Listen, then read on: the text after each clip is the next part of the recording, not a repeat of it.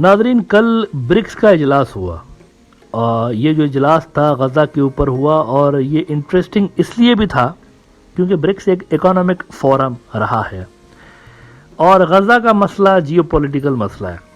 तो गालिबन पहली बार हो रहा है कि किसी जियोपॉलिटिकल मुद्दे पे ब्रिक्स ने खुल के अपना जो स्टांस है वो क्लियर किया हो।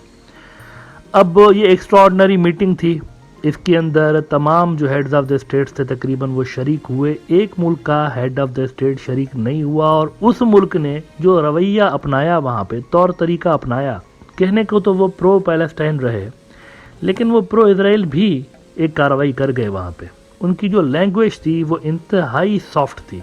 14,400 इंसान शहीद किए जा चुके हैं गज़ा के अंदर, लेकिन उनकी जो लैंग्वेज थी वो कुछ ऐसी थी जैसे कि वो कोई मतलब ऐसा ही हल्के फुल्के किस्म के कन्फ्लिक्ट के बारे में बात कर रहे हो। मैं बात कर रहा हूँ इंडिया की। मोदी शरीक नहीं हुआ ब्रिक्स इजलास के अंदर। गजा के ऊपर जो ब्रिक्स का इजलास हो रहा था, मोदी शरीक नहीं हुआ। ये पहला साइन नजर आया कि वो जो इसने काफी अरसे से एक बेवकूफाना किस्म की पॉलिसीज एडॉप्ट करके रखी हुई हैं कि प्रो पैलेस्टाइन प्रो अरब से ये जो इंडिया की फॉरेन पॉलिसी है उसको प्रो इजराइल बनाने पे तुला हुआ है।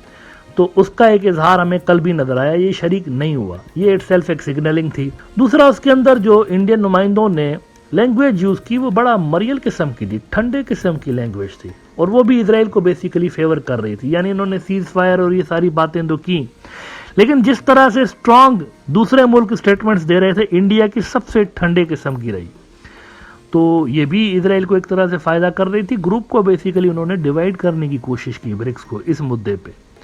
न्यूयॉर्क टाइम्स ने रिपोर्ट लगाई है कि at BRICS summit countries diverge slightly on Israel and war in Gaza. They called for the release of all civilians who are being illegally held captive as well as a humanitarian truce that would lead to a cessation of hostilities.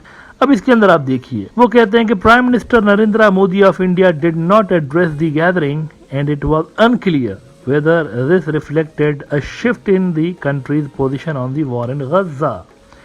अरबों को छिड़ाने का, अरब सारे के सारे लगे हुए हैं। देखें, कभी रशिया जा रहे हैं, कभी चाइना जा रहे हैं, कभी दूसरे मुल्कों, सारे के सारे अरब जो है, अरब लीग हो गई, ओआईसी, सबका एक ही स्टांस है, प्रो पैलेस्टाइन, एंटी इजराइल। लेकिन यहाँ पे मोदी सरकार अरबों से थोड़ा सा हट के वो तरीका अपना रहे हैं जो कि इंडिया का ट्रेडिशनल तरीका नहीं रहा। अच्छा, अब इसके 24 घंटों के बाद हुआ क्या है? यहाँ पे तो तालियां बजी ना, वाह वाह हो गई कि कमाल हो गया। भक्त बड़ा खुश हो रहे थे कि क्या कमाल कर दिया मोदी साहब ने। अच्छा हुआ राहुल गांधी नहीं था, राहुल गांधी होता तो अरबों से भी ज्यादा आगे नजर आता, प्रो पैलेस्टाइन हो जाता वो। लेकिन इसके 24 घंटों के बाद क्या हुआ? मैंने कहा ना, ये किसी को तकलीफ नहीं दे रहे, अपने आप को तकलीफ दे रहे होते हैं। ये इस तरह की जो बेहुदा किस्म की हरकतें इंटरनेशनल फोरम्स पे कर रहे होते हैं ना, कि अरबों के खिलाफ जाएंगे, फलस्तीनियों के खिलाफ जाएंगे, ये अपने आप को तकलीफ दे रहे होते हैं। इसके 24 घंटे के बाद क्या डेवलपमेंट हुई है? अभी इस ड्रामेबाजी को जो कि ये कल करके आ गए वहां पे ब्रिक्स के अंदर, इसको 24 घंटे नहीं हुए कि एक बहुत बड़ी खबर आ गई और वो जो खबर है वो इंडियन डिप्लोमेट्स के लिए बहुत बड़ा सरदर्द है, बहुत बड़ा सरदर्द है। इसके आने वाले कई डेकेड्स तक कंसिक्वेंसेस इनको फेस करने पड़ेंगे। हुआ यह है कि पाकिस्तान ने एप्लीकेशन डाल दी ब्रिक्स के अंदर। ये ब्रिक्स को डाइवर्ट करने की कोशिश कर रहे थे ना, तो पाकिस्तान ने एप्लीकेशन डाल दी और पाकिस्तान ने सपोर्ट किससे मांगी है? चाइना नहीं, वो तो चाइना तो ऑलरेडी पाकिस्तान के साथ हमेशा हर मुद्दे पे रहता है।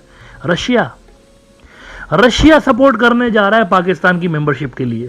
अगले साल 2024 में पाकिस्तान मेंबर बनने वाला है और अगले साल की जो प्रेसिडेंसी है वो रशिया के पास है।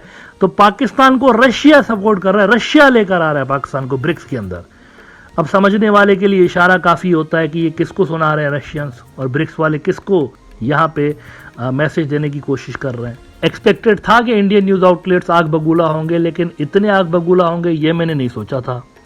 यूरेशियन टाइम्स ने लिखा है कि Russia cements ties with India's arch rival Pakistan after oil trade, direct flight, BRICS membership on cards. और वो कहते हैं, in a move to strengthen diplomatic relations with Moscow, Pakistan is working with Russia to start direct flights between the two Nations.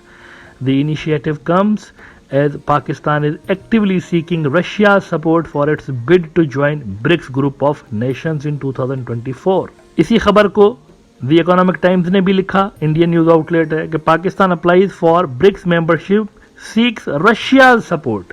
और Russia के अंदर जो Pakistani ambassador है उन्होंने भी तास न्यूज़ जो कि सरकारी एजेंसी है रशिया की, उनको कहा कि Pakistan applies it for BRICS membership in 2024 ambassador to Russia Islamabad counts on Russia's help in the membership process.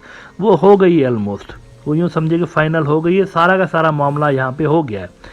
तो ये इजराइल के लिए कर रहे थे, ये जो हरकत इन्होंने कल की इंडिया के खुद के नेशनल इंटरेस्ट में तो नहीं थी ना, ये तो इजराइल के लिए उन्होंने की फ्री फंड में। काफ़ी अरसे से लेकर मैं यहाँ पर ये बात पॉइंट आउट करता रहा हूँ कि साउथ एशिया के अंदर इंडिया का कद काट धपड़दूज करने के बाद अब मोदी साहब की नज़रें गालिबन मिडिल ईस्ट के ऊपर हैं। उन्होंने रिसेंटली जो हरकतें की हुई हैं वहाँ पर मिडिल ईस्ट के अंदर, उन्होंने इंडिया के स्टेटस को वहाँ पर डैमेज किया है, डिस्ट्रॉय किया है।